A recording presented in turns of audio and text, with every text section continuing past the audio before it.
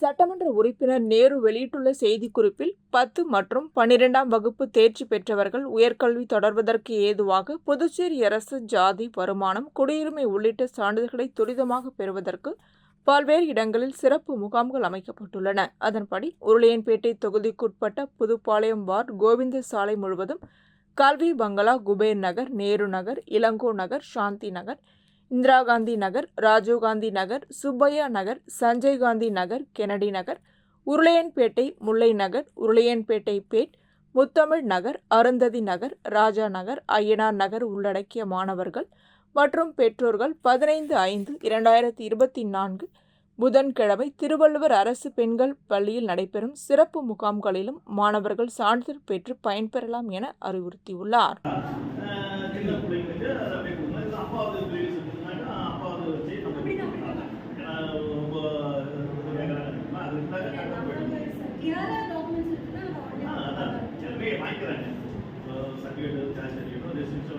அதே வந்து ரினியூ பண்ணி கொடுக்குற மாதிரி தான் இது. அப்போ பெரிய பிள்ளைக்கு கொடுத்தா சின்ன பிள்ளைக்கு கொடுக்குறோம். அப்பா அது இப்படி இருக்குன்னா பிள்ளைங்களுக்கு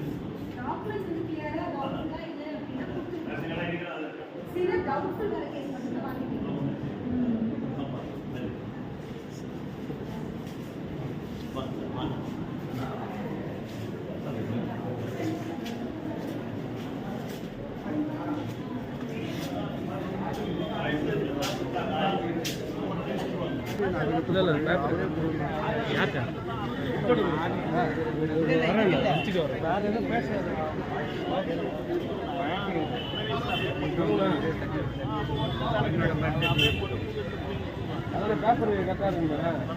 பேப்பர் பார்க்குறேன்.